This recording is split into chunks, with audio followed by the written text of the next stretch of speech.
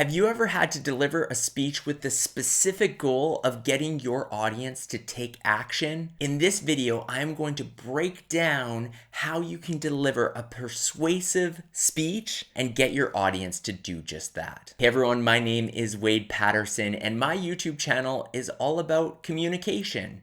Public speaking, I talk about Toastmasters, I talk about social media in some videos. Basically, I want to help make you a more impactful communicator because let's face it, communication is one of the most important aspects in life. Whether it's business or personal goals that you have, communication plays a key part, and I am so honored that you've clicked on this video. Please consider subscribing to my channel if you want to get more content just like this.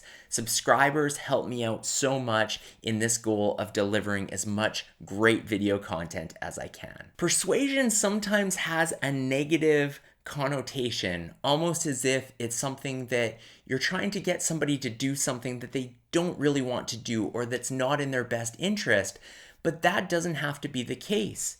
In fact, most of the best persuasive speeches are getting the audience to do something where you truly, as the speaker, believe that they will benefit. Whatever you're talking about is going to help them in their lives. Let's take my YouTube channel as an example. In every video, I'm trying to persuade you, the audience member, to focus on communication skills. But that's not some hidden thing where I'm trying to pull the wool over your eyes and get you to do something that you don't actually want to do.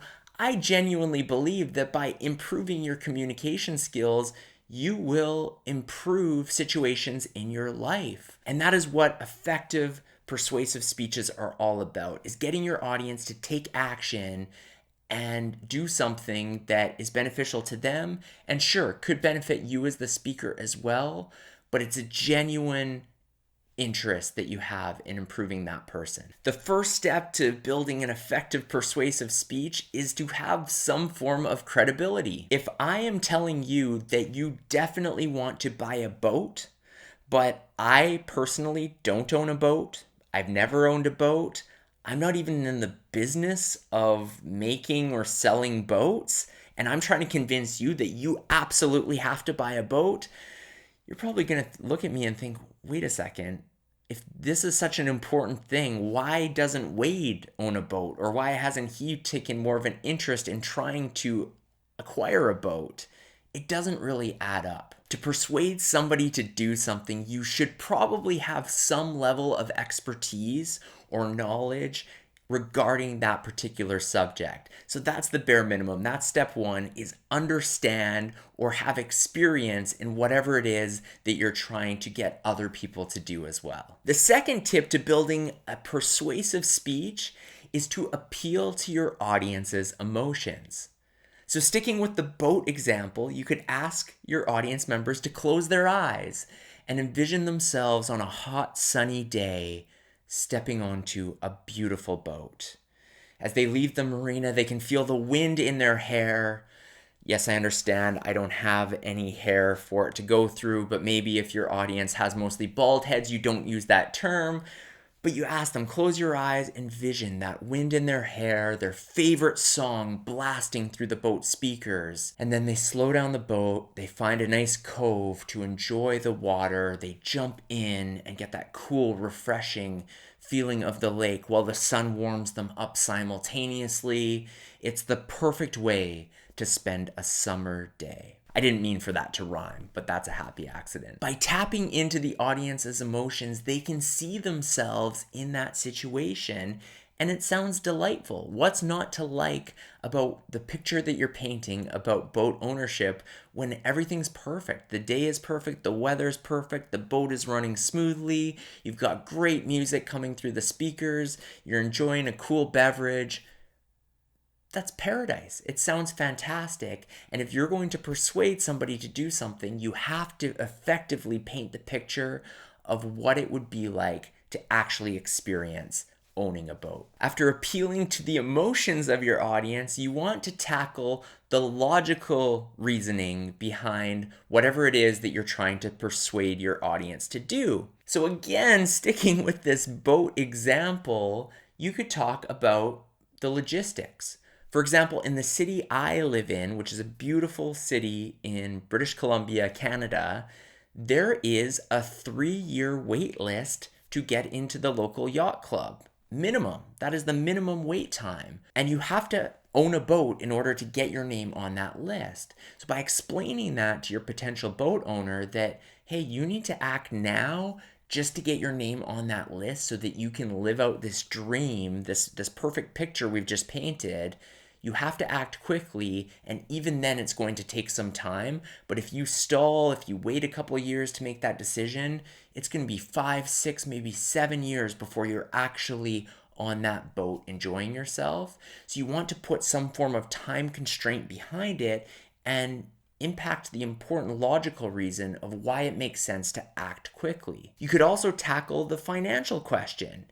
You could compare owning a boat to renting a boat. And with renting a boat at the high rental cost that we have, you could do the math that if you rented this boat 20 times, you could actually purchase this boat that we're selling, similar models, and you own it. At the end of it, you own an asset versus only renting it. And of course, there's pros and cons with renting versus owning, but by painting that specific number picture where they understand, well, wait a second, I'll be on my boat at least 20 times in the next few years, maybe it does make sense to actually purchase the boat rather than just renting it time and time again. Along with the logical reasoning, you also want to dispel or dismiss any misconceptions that may exist about whatever it is you're talking about. In the example of boat ownership, you may have heard the term, there's the 2 best days you have as a boat owner, the day you buy your boat and the day you sell your boat. And that again has this negative connotation why you may not want to own a boat because there's that saying that exists. How do you counteract that? Well, maybe if you're trying to sell this boat, you pull up some form of study or research that actually shows facts and information that again, discourage whatever it is that's that false narrative. For example, maybe you find a survey that shows that 80% of boat owners, after 5 years of ownership, still consider themselves to be completely satisfied with their decision. Now you're using data and tangible information to counteract some saying which has maybe been heard and isn't all that relevant. An additional element you can sprinkle into a persuasive speech is the idea of social proof or other people who have taken action and purchased a particular thing. And this one might not always work, but if you know the individual really well, and let's say you have other friends who have purchased a boat, perhaps you can bring them into the conversation and say, hey, these people who we both know and trust have owned a boat for years and they love it. I talked to them recently. I've got this testimonial from them that they are incredibly happy with that decision. Or if you don't know the individual so well, maybe you can take an influential person who is promoting a certain product or boat or somebody that person looks up to and lean on their testimonial. Again, sometimes people are paid just to talk about certain products, so I'm not saying that that's always the best strategy, but influencer marketing is a thing for specific reasons that people look up to those they follow online. So to bring in some of that social proof, that could help you out with your next persuasive speech. A final tip I have for your next persuasive speech and making it as effective as possible, and I talked about this a little earlier in the video, but is creating some form of urgency. So before I was talking about the fact that in the city I live in, there's quite a long wait to be part of the yacht club to have a boat slip at that particular marina. Perhaps that's the approach that you take, or maybe it's a sale on boats that you're having that is going to end 2 months from now or a month from now. And you could say, hey, take it from somebody who purchased a boat at a full price 3 years ago. If I would have had this opportunity, I would jump at it. I would 100% go purchase that at this price. You are not going to find another deal that is this great. You want to create that sense of urgency because the longer somebody sits and has to think about a particular decision, the more likely they may talk themselves out of it or find a reason not to take action. But as the person trying to persuade somebody to do something, you want to encourage them, create that sense of urgency so that they do take decisive action. As I mentioned at the top of this video, persuasion is something that often has a negative connotation, but it really doesn't have to. You can persuade somebody to do something that is going to be beneficial. I try to persuade a lot of people to join Toastmasters, for example. And it's not because I want to steal your $150 membership fees every 6 months or whatever the membership cost is. It's because I believe Toastmasters can make you a better public speaker. I've seen it personally. I've seen countless other people go through the program and realize improvements in their public speaking skills.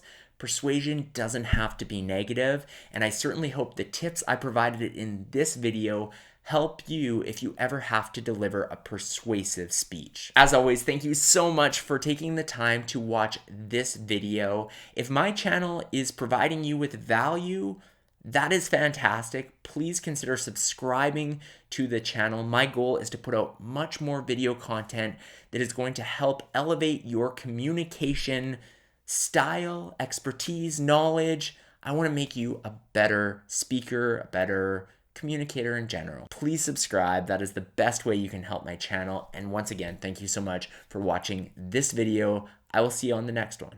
People are more scared of public speaking than they are of dying. Is it just me, or is that wrong? Hey everyone, my name is Wade Patterson, and I am passionate about impactful communication.